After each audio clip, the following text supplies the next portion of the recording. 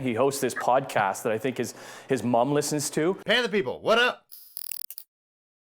Going on, you're watching Panthers Post with Phil Perkins. Thanks for joining. If you're new here, and there's been a couple of you, make sure to pound and keep pounding. I'm chopping. I don't know why I'm chopping. Make sure to pound those keyboards. Let me know how you're feeling about draft season, because it is officially here. We just had the Senior Bowl. We had the East-West Shrine game. The big boys are now dropping their mock drafts. Like ESPN, The Ringer, PFF. Everyone's doing it. Everyone's talking about it. You got to be talking about it too. You don't want to get left behind, especially when it comes around in late April. You want to know who are the guys the Carolina Panthers should be focusing on right now. Before we get started on this episode, I want to take you guys behind the curtain a little bit. As you know, this is not my full-time job. My full-time job is still in media. I am a reporter and I'm an anchor for a local news station here in Southern Ontario. And as you guys may have known, I'm a big Chuba Hubbard guy, not just because I think he's a great running back and did amazing things at Oklahoma State. Guy's freaking Canadian. He's from Edmonton, Alberta. That's the most Canadian place you could possibly be from besides, Prince Edward Island or Halifax or something like that. But he was doing the rounds pre-Super Bowl. He was doing some commercials for, I think it was Frank's Red Hot or Tabasco. Pretty sure it was Frank's Red Hot.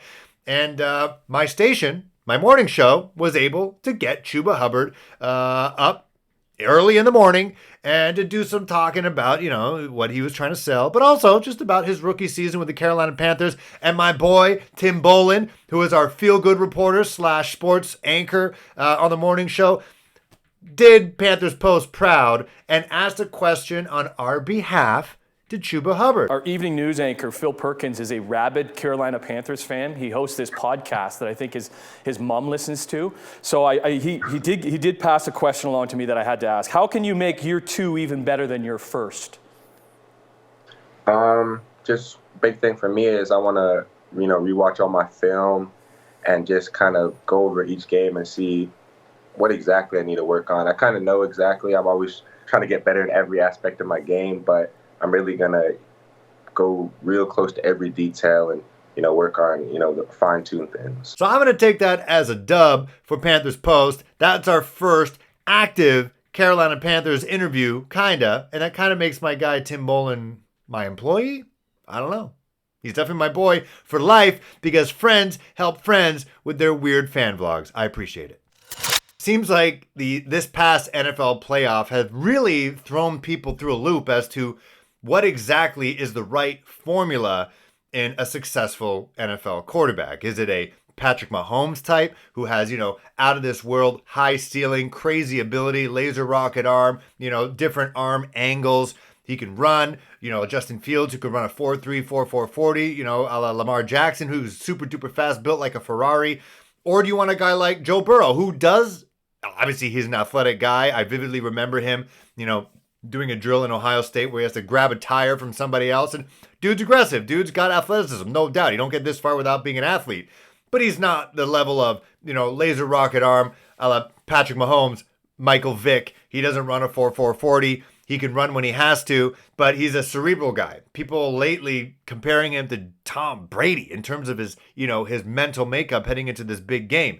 And, helping the Cincinnati Bengals, who have been, known for losing. That's just what they do. They lose. They're the Bungles. And then they pick the right guy who just has that right mental makeup, Joe Cool, if you will, a la Joe Montana himself.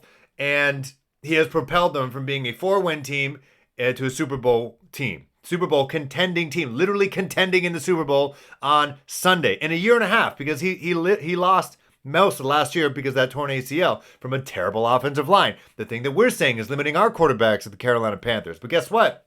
When you get a quarterback like a Joe Burrow or a Patrick Mahomes or Lamar Jackson, they kind of, or Cam Newton, they put a Band-Aid over some of those leaks in the foundation. But that's kind of where people are. It seems like the scouting community is a bit reflective right now in terms of what makes a star quarterback and what do you look for in draft guys who are entering the draft in the quarterback position. Are you looking for a guy that has a higher ceiling, has those, natural physical traits, or do you want somebody who doesn't have those, but has that cool, calm demeanor and a cerebral kind of guy with some athleticism sprinkled in? So these are all things I'm thinking about when I'm looking at primarily two and a half, three quarterbacks heading into the April 2022 NFL draft. Let's talk about the guy that everyone is super duper hot on right now, and that is Liberty's Malik Willis. Mind you, sure, he plays at a smaller school, but that doesn't really matter. Football is football, and he showed us that during the Senior Bowl. But he is that traits guy, you know? He has a crazy arm. He can throw while he's on the run, kind of like a shortstop in baseball. He can run super fast. He can make guys miss, especially the first would-be tackler. Now, the tallest guy, Patrick Mahomes, who's the traits guy, is like 6'3". He's the prototype. But Malik Willis is 6 foot, 6'1", just under 6'1". So say what you will about shorter quarterbacks. He said he's modeled his game after Drew Brees, Russell Wilson, guys that I've talked about previously. That those are the really only two guys sub 6'2" that have made it and won a Super Bowl. So say what you want about that. Maybe his mental makeup's a little bit different, that he can propel himself to kind of do the same thing. But let's talk about how he did in practice, because I think that's where he really shined. In practice, especially in the torrential downpour, he thrived. He thrived with receivers that he's never played with before.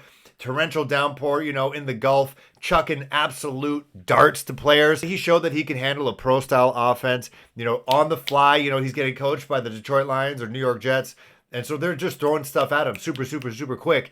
And, he's picking it up.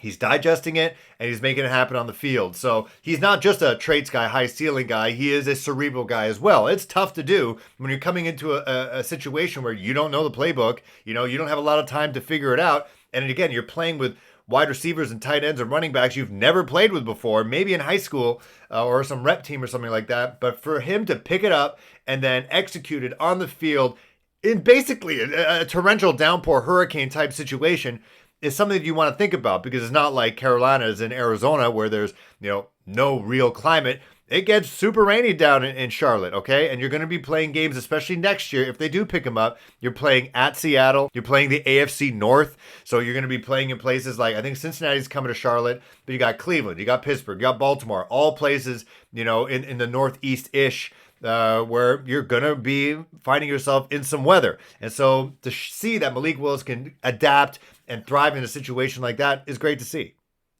Now, when it came to game time, he didn't really do too much. I think he sold a lot of people clearly, because everyone's talking about him right now, potentially as the first quarterback taken in the draft. He didn't do much in the game, mind you. I think he only threw 4 passes. He completed 2. They weren't anything spectacular. I was really hoping to see him just absolutely rip it like we saw it in practice, like a 60-yard bomb on the money. Didn't see that. He did have a 50-odd yard scamper. Again, all-star game. I don't think anyone's trying to lay him out. But that is something that he adds to the repertoire. That's something in the toolbook there that could help. I think Malik is definitely somebody who I think will excite the fan base. Say what you want about Kenny Pickett, him being pro-ready. I don't think that he's going to get the fans excited. I think fans would get kind of upset in a way that this is a total Rule draft, because Rule, as we've seen in the Joe Person article from The Athletic, that Matt Rule is bringing in guys from Baylor and Temple who never would have made the NFL, been in on an NFL roster, but because they know the head coach and they understand how he is, they're on the team. Kenny Pickett was a Temple Owl for like 2 seconds before he realized he wanted to go play at Pitt.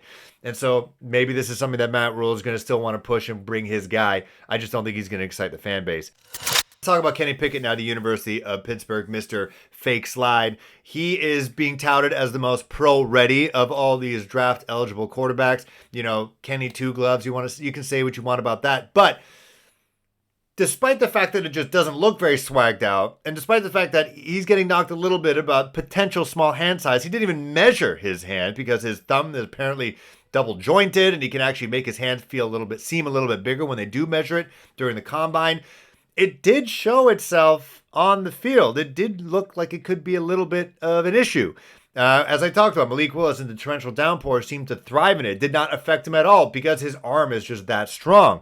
But you take a look at Kenny Pickett during practice, it didn't seem like, even when it wasn't inclement weather, that he had an issue throwing the ball. There were a couple times where he had a very open receiver and he just underthrew him. Just made it, just kind of threw it out there to get picked off. And, we've seen that enough with Sam Darnold, who again isn't a traits guy, doesn't have those natural arm talent, natural, elite athleticism. Kenny Pickett's kind of like the same guy. And, I saw a couple times where he just underthrew receivers. I saw that in the game as well.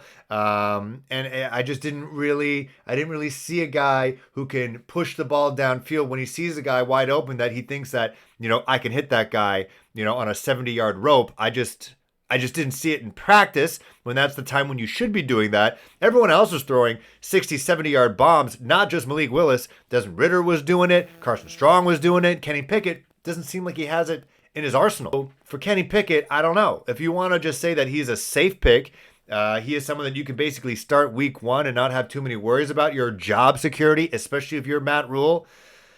I can see why that would make sense. Whereas Malik Willis, you put him under center week 1, that, he can make some rookie mistakes, some very big time rookie mistakes. Was it Jameis Winston, who won a national championship, folks, on the biggest stage with the biggest teams?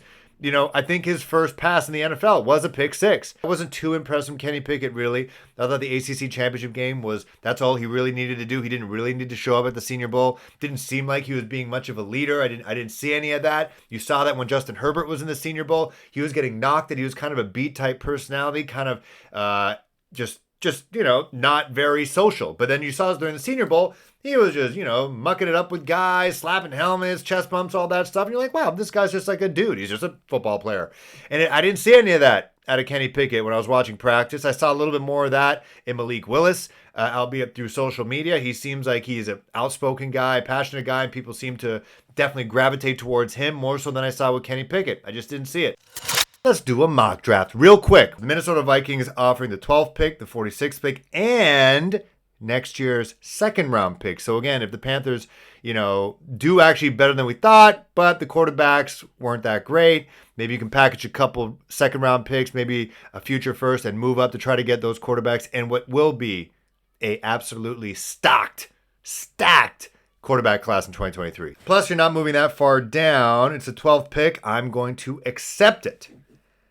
All right, so Matt Corral has got picked up first. That guy's, draft trajectory actually may have gotten better by not participating in the Senior Bowl. New York Giants offering us 36, 67, 81, and another second and a fourth. That's a big gamble, but we don't have a franchise quarterback right now or have drafted any offensive linemen. This is also assuming that we haven't done anything in free agency yet. We'll have a better idea of this later down the line.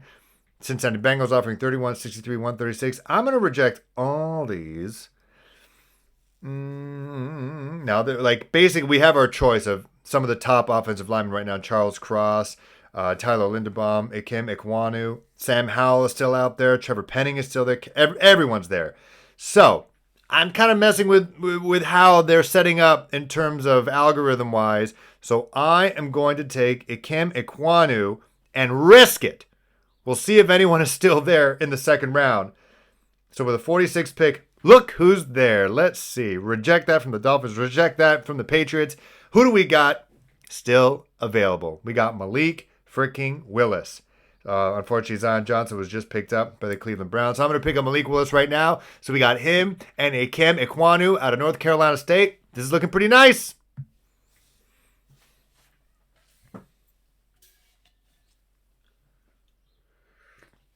All right, so no third-round picks. That's my bad. And no fourth-round picks. I'm just a bad GM. All right, let's see who is available right now. All right, so John Marie Saylor out of Georgia, out of offensive tackle. This guy, I feel like, could be something. And also Christian Watson. You could probably see on the right side of the screen here. Christian Watson out of North Dakota State. He had a pretty strong Senior Bowl. He's the guy a lot of scouts are talking about right now. I also like Lucas Kroll out of Pittsburgh, the tight end there. Didn't take his quarterback, but he could be someone that could contribute. Rookie quarterback, your best friend is normally a pass-catching tight end. I think Tommy Tremble's going to get better, but you also have DJ Moore and Christian McCaffrey, so you don't necessarily need that. You need to be protected. So with that, I'm going to take Saylor out of Georgia. And I'm also going to take Cole Strange out of Tennessee Chattanooga. I feel like he's also had a really good Senior Bowl as well. So I'm going to pick him up, and he could also potentially be a depth piece at center.